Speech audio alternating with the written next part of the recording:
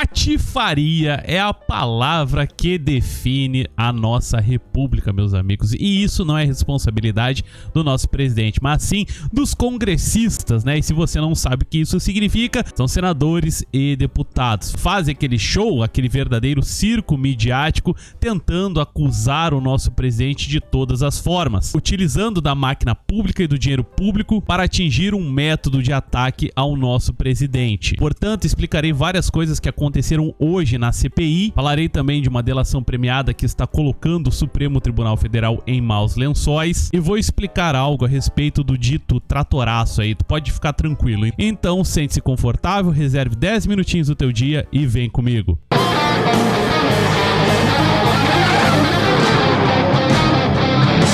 Tu deve ter aquele teu amigo da Isentolândia que tá falando no dito orçamento secreto. Meu amigo, não existe nada disso. Como é que vai ser secreta uma coisa que está disponível através da Lei de Acesso da Informação e que estava publicada no Diário Oficial da União? Ou seja, né, uma grande de uma asneira. Inclusive, o Onyx Lorenzoni disse que o jornalista e o jornal Estadão serão todos processados. Mas o Will, afinal de contas, o que aconteceu? Lembra da confusão do orçamento? Foi votado um troço lá chamado RP9. O presidente Bolsonaro vetou tudo aquilo e o veto foi totalmente derrubado. As medidas, elas são impositivas, ou seja, o governo não pode escolher se cumpre ou não. O presidente vetou. Os legisladores derrubaram o veto, portanto, não há responsabilidade nenhuma do presidente, pois ele vetou. Queriam que o presidente Bolsonaro fizesse o quê? Metesse um decreto de imperador e resolvesse tudo isso? Olha, meu querido, seria um sonho realizado nós termos como governante do Brasil o imperador Bolsonaro I, mas infelizmente não é essa a realidade.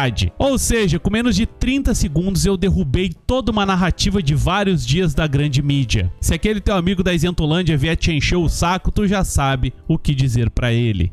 Meu querido, por favor, coloca o dedão no like, meu amigo, não te custa nada, não arde o dedinho quando tá perto botando like. Também confere se você já tá inscrito e se não estiver, por favor, se inscreva e ative o sino das notificações. Sempre volte aqui no canal, temos vídeos todos os dias de assuntos importantes, como você pode sempre conferir aqui. Todas as notícias eu coloco elas nesta região da tela para que você possa checar tudo o que eu falo. Desse modo, você me ajuda muito sem gastar absolutamente nada. Muito obrigado do fundo do meu coração.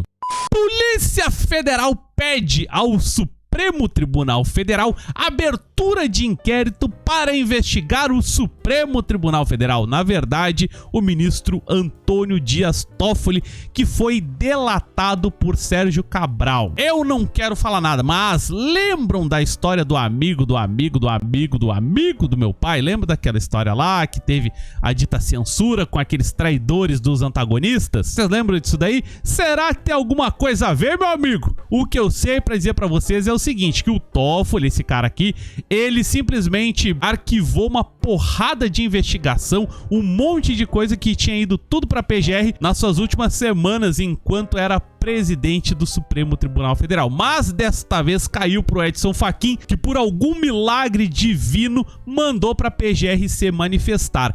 A princípio, ele pelo menos será investigado. Com toda certeza vão sentar em cima desse processo até o Dias Toffoli completar uns 500 anos de idade. Porém, pelo menos essa altura do campeonato já aconteceu alguma coisa. Há um recurso pedindo reconsideração dos arquivamentos nas mãos de Rosa Weber.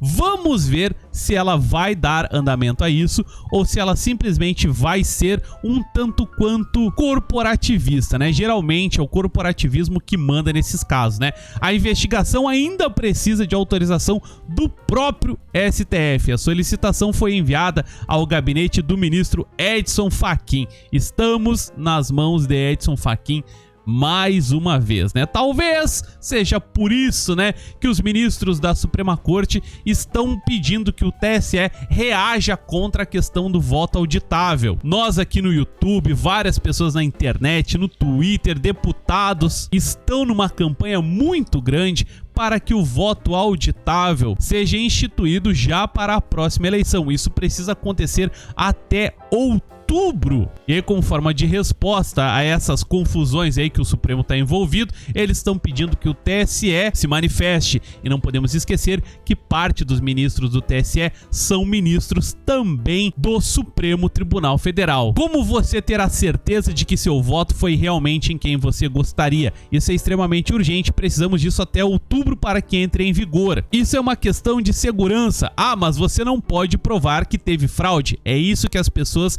costumam falar sempre quando vão defender as urnas eletrônicas. Ah, você não consegue provar que teve fraude, mas também você não consegue provar que não teve fraude. Um argumento da Isentolândia é falar: ah, mas teve fraude, mas você não reclamou da eleição do presidente Bolsonaro. Ô meu amigo, o presidente Bolsonaro foi eleito no primeiro turno com pelo menos 70% dos votos válidos. Eles disseram que foram 57 milhões de pessoas. Na verdade, foi muito mais. Deve ter sido quase 90 milhões de pessoas que votaram no presidente. Lembram que uns dias atrás eu fiz um vídeo sobre as manifestações do dia 1º de maio, onde falei pra vocês que existia uma projeção numérica de em torno de 25 milhões de pessoas que estavam nas ruas em apoio ao presidente? Se 25 milhões foram às ruas em apoio, é porque ele recebeu um número muito maior de votos. Inclusive, dia 15 agora já tem uma manifestação que o Bolsonaro está te convocando. Vou mostrar isso aqui ao final do vídeo. E prossegue aqui: mas você também não pode provar que não teve fraude. O mais grave é isso, é que você não consegue provar que não teve fraude sem o voto auditável, ou seja, sem a possibilidade de uma auditoria. Não há provas de que não teve um erro. Até porque, né, meus amigos, pode ter acontecido um errinho de algoritmo na hora da programação da urna eletrônica. A CPI planeja pedir quebra de sigilo de Luciano Hang.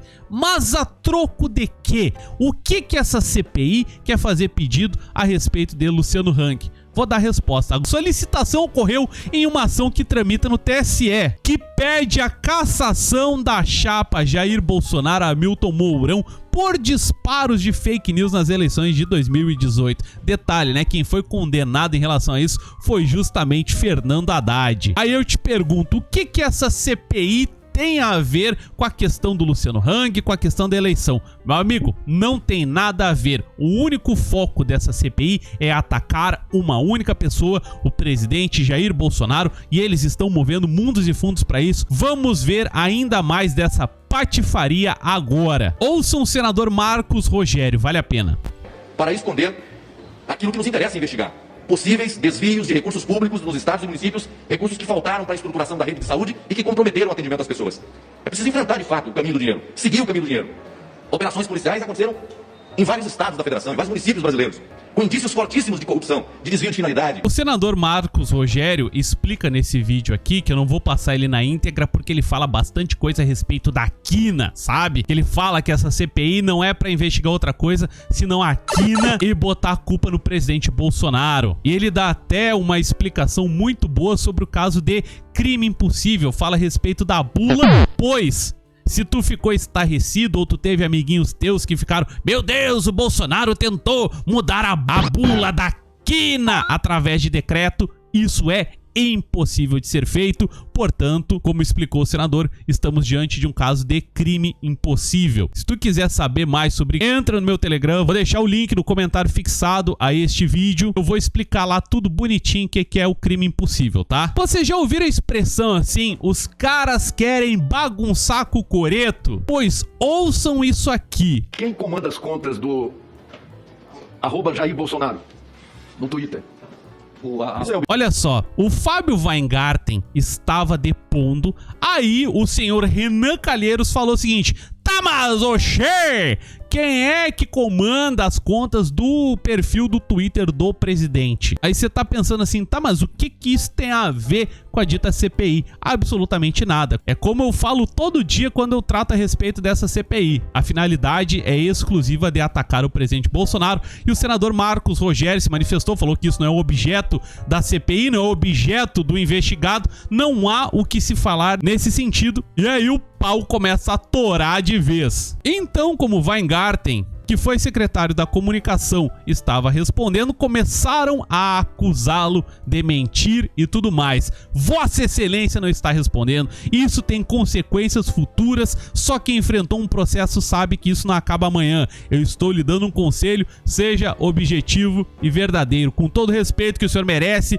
Se Vossa Excelência não for objetivo nas respostas, nós iremos dispensá-lo dessa comissão, pediremos à revista Veja que mande a gravação e o chamaremos de novo, não como testemunha, mas como investigado. Will, o que isso tem a ver? Bom, o seu Fábio Weingarten deu uma entrevista aí uns dias atrás para a revista Veja, foi pagar biscoito lá para a grande mídia e agora está enrolado justamente por causa disso. Vamos aguardar os desdobramentos. O que não pode acontecer é um cara como Renan Calheiros ou como Omar Aziz, os quais estão muito, mas muito enrolados com processos das mais diversas coisas, dizerem o seguinte: vou cobrar a Veja, se ele não mentiu, que a revista se retrate. Se ele mentiu à revista Veja ou a esta comissão, eu vou requerer a prisão do depoente. E aí o Marcos Rogério, senador, que já mostrei umas coisas dele aqui, disse assim: não cabe ao relator ou a qualquer membro desta CPI ameaçar o depoente de prisão. Não pode, senador Renan,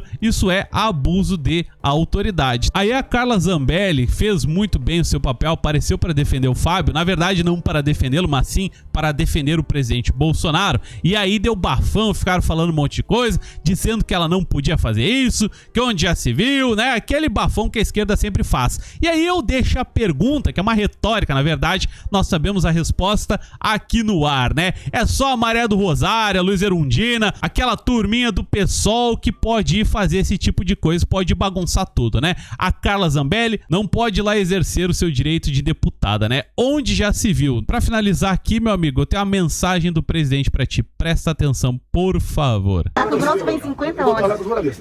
Parece que de manhã tem feito um movimento de evangelho, se não me engano. Às 9 horas, presidente, tem a Marcha da Família, e às 15 horas vai ser o movimento do agronegócio. Né? Isso. O senhor vai estar nos dois? Nos dois, né? Dia 15, o presidente Bolsonaro estará nos dois eventos lá em Brasília. Se você puder ir, vá, mostre o seu apoio ao presidente Bolsonaro. Meu querido, não vamos nos assustar aí com essa CPI, vamos manter a fé. Eu não trouxe só más notícias, muito pelo contrário, a investigação dentro do próprio Supremo Tribunal Federal pode trazer alguns frutos positivos para nós brasileiros. Então, meu querido, já deixou o like, já colocou o seu dedinho lá no botão do joinha? Faça isso, não dói, não machuca e você me ajuda muito. Já se inscreveu aqui no canal, já ativou o sino das notificações? Se já fez tudo isso, lembrem que estamos juntos, pois juntos nós podemos mais. Apenas juntos nós podemos defender o presidente Bolsonaro desse monte de absurdo. Um beijo no coração de cada um de vocês, fiquem com Deus, até amanhã, valeu, falou, tchau, tchau.